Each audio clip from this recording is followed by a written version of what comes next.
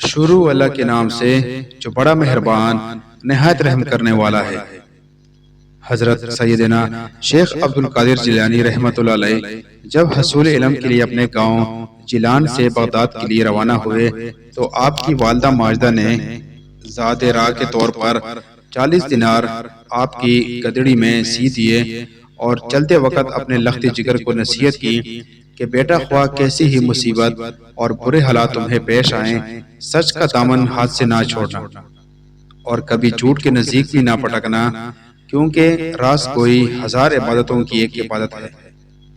سعادت مند فرزند نے عرض کی، اے ماں، میں سب کے دل سے عہد کرتا ہوں کہ آپ کی نصیحت پر ہمیشہ عمل کروں گا۔ والدہ ماجدہ سے رخصت ہو کر حضرت بغداد جانے والے ایک قافلے میں شامل ہو گئے، کیونکہ اس دور میں طویل بیابانی راستوں میں تنہا سفر کرنا ممکن نہ تھا۔ شیخ عبد القادر جیلانی رحمۃ اللہ علیہ بغداد جانے والے ایک قافلے میں شامل ہو گئے، کیونکہ اس دور میں طویل بیابانی راستوں میں تنہا سفر کرنا ممکن نہ تھا۔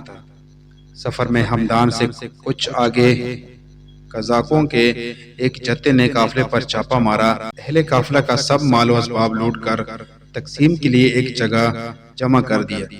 شیخ عبد القادر جیلانی رحمۃ اللہ علیہ ایک طرف چپ چاپ یہ دردناک نظارہ دیکھ رہے تھے کہ ایک ڈاکو آپ کی طرف بڑھا اور آپ سے کہنے لگا کہ آپ کے پاس بھی کچھ ہے یا نہیں؟ آپ نے فرمایا، ہاں میرے پاس 40 دینار ہیں۔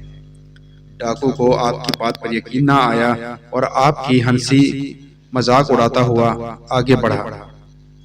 اتنے میں ایک دوسرا قزاق آپ کی طرف آیا اور آپ سے وہی سوال کیا۔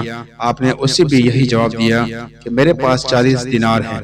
آپ کی غریبانہ حالت کو دیکھتے ہوئے ڈاکو نے آپ کی بات ہنسی میں اڑا دی۔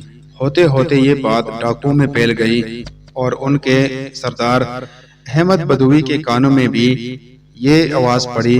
اس نے حکم دیا کہ اس لڑکے کو میرے پاس لاؤ۔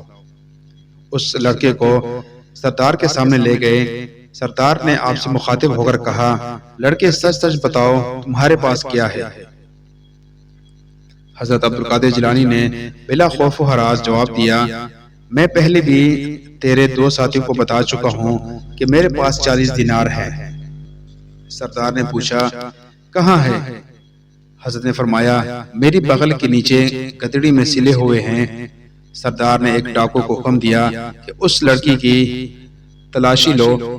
چنانچہ اس نے آپ کی گدڑی ادھیڑ کر دیکھی تو اس میں سے واقعی 40 دینار نکل آئے۔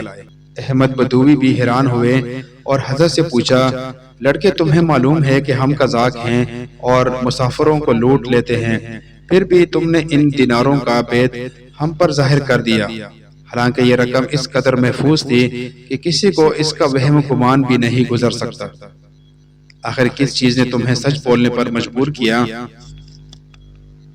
حضرت نے فرمایا، میری والدہ نے گھر سے چلتے وقت مجھے نصیحت کی تھی کہ بیٹا ہمیشہ سچ بولنا، بھلا ان 40 دیناروں کی وجہ سے میں اپنی والدہ کی نصیحت کیوں فراموش کر دیتا اور اللہ تعالیٰ کو ناراض کر لیتا؟ حضرت کے الفاظ سن کے بدوی بے حد متاثر ہوا اور اس پر رقت طاری ہوئی۔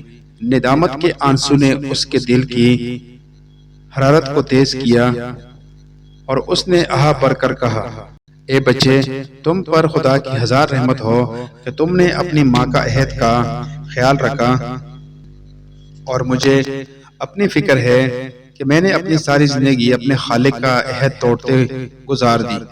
اے بچے، تم نے مجھے ہدایت کی راہ دکھا دی، اب میں رہتی زندگی تک کبھی کسی کو تکلیف نہیں پہنچاؤں گا۔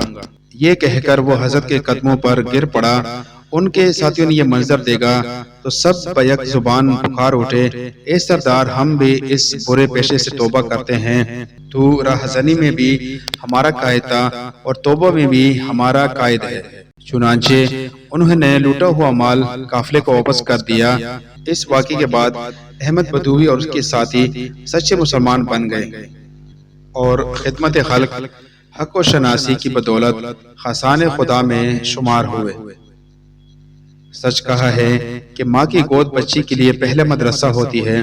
یعنی پہلی تربیت گاہ ہوتی ہے۔ چنانچہ اگر ماں بچپن ہی میں بچے کی اخلاقی تربیت کرے تو کوئی بعید نہیں کہ وہ آگے چل کر شیخ عبد القادر جیلانی بنے۔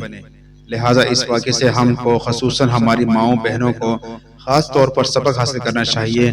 اللہ تعالی ہمیں عمل کرنے کی توفیق عطا فرمائے، آمین یا رب العالمین۔